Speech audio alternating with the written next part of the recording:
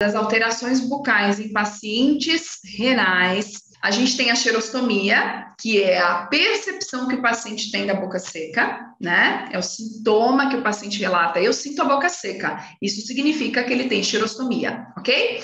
E existe a alteração salivar, que quem é DED, quem aplica o método HP, consegue verificar se de fato o paciente tem uma hipossalivação ou até uma acialia, uma ausência total de saliva.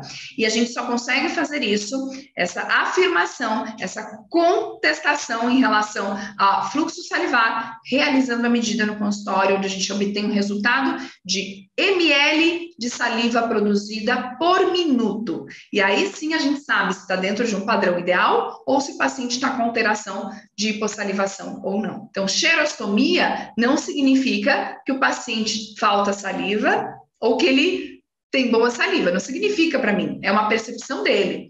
Porque às vezes ele tem bastante saliva. Se eu for medir, eu posso pegar um paciente com xerostomia, com queixa de boca seca, mas quando eu meço a quantidade, está dentro do ideal. Poxa, Carol, como assim? O paciente está reclamando de boca seca, mas ele tem saliva? Isso é possível? Sim, isso é possível. Por quê? Simplesmente porque a saliva ela tem mucina. A mucina, ela tem a propriedade de lubrificação da mucosa.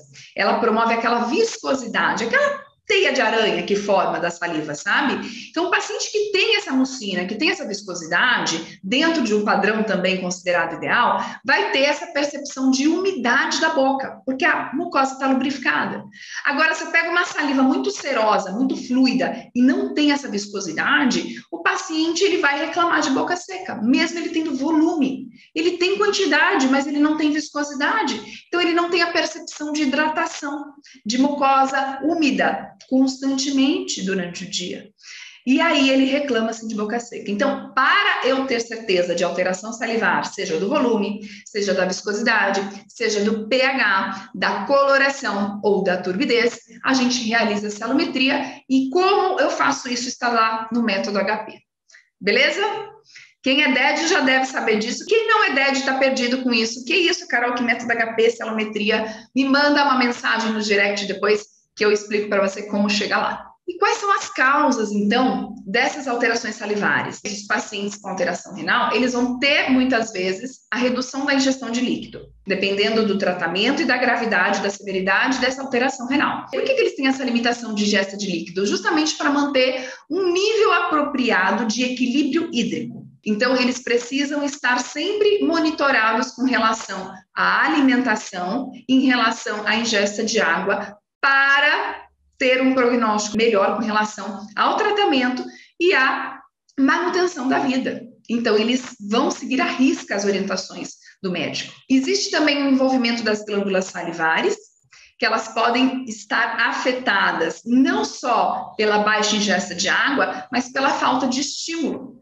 Então, se o paciente não estimula, não tem ali uma mastigação ideal, dentes para fazer uma função de mastigar alimentos mais duros, mais fibrosos, se o paciente não come alimentos duros por outros motivos, mudança de dieta, enfim, isso tudo vai piorar o funcionamento das glândulas. Próprio envelhecimento, alguns artigos levantam como uma possibilidade de alteração de função da glândula pela idade. E aí vem mais uma situação muito comum, que esses pacientes muitas vezes já tomam outras medicações essas que também vão interferir na produção salivar. Existem mais de 400 remédios, medicamentos, que vão gerar alteração da saliva. Então, um paciente muitas vezes já está tomando outras medicações e já tem essa interferência na resposta da glândula salivar também. Eu quero deixar bem evidente os medicamentos muito comuns usados e que alteram a saliva são os antidepressivos e os antihipertensivos. E tem uma crescente muito grande do uso de medicações crônicas. Como melhorar isso? Melhorando hábitos e estilo de vida.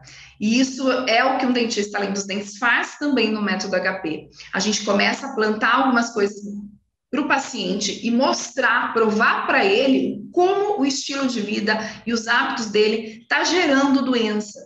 E se você é um dentista promotor de saúde, que quer falar de fato com o teu paciente para manutenção da saúde, para ele não ter doenças recorrentes, você tem que introduzir isso na tua rotina.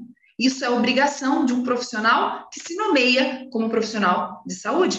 Se você é profissional da doença, você vai continuar encontrando a doença, tratando a doença, fazendo o que todo mundo faz, né? Então, isso não destaca o profissional. O que destaca é você mostrar para o paciente a sua preocupação com ele, de forma humanizada, personalizada, onde só você vai conseguir entregar para o paciente algo realmente de valor com relação à saúde. E existe também alguns problemas, inclusive de circulação pulmonar, que podem causar uma alteração aí também nessa questão salivar, tá? O que pode gerar de problemas para um paciente a falta dessa saliva? Ou mesmo a alteração da qualidade, não só do volume, mas da qualidade da saliva. Para você que é dentista, fica aqui comigo que isso é muito importante. Por que isso é muito importante? Porque às vezes você vai encontrar pacientes nessa situação que tem essas características que eu vou pontuar agora para vocês, e vocês não sabem por que esse paciente sempre tem esses problemas.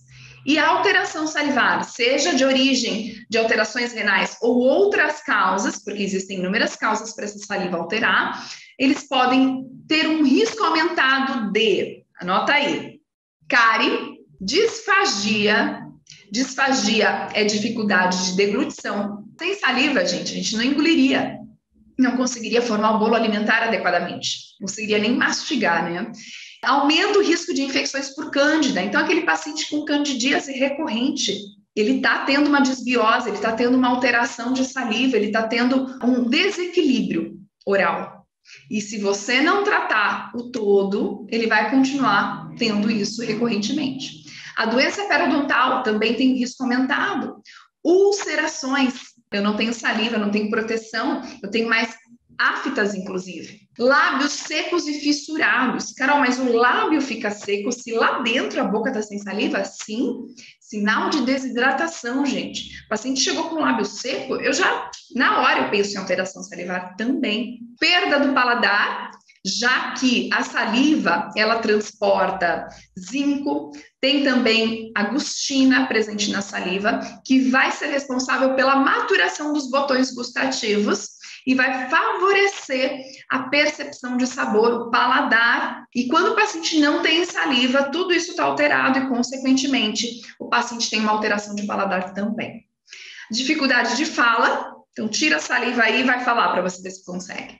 E dificuldade para mastigar. Além de tudo isso, a falta de saliva também vai aumentar a dificuldade de adaptação e retenção de próteses móveis. Então, aquele paciente portador de prótese total, muitas vezes com a prótese que não para, ele não consegue comer, a prótese machuca e o dentista faz o quê?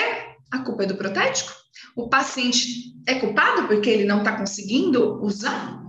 E ninguém olhou para a saliva, que de repente está alterada, ela não tem aquela película de adesão entre o acrílico da prótese e a mucosa, dificultando essa adesão e essa retenção da prótese. Isso acontece muito porque, olha só, o paciente idoso muitas vezes está usando a prótese e toma medicações, não ingere água devidamente. Percebe como vai formando uma bomba, uma bola de neve? A gente vai somando coisas ruins que vão alterar essa cavidade oral. E isso é o que eu não quero, certo?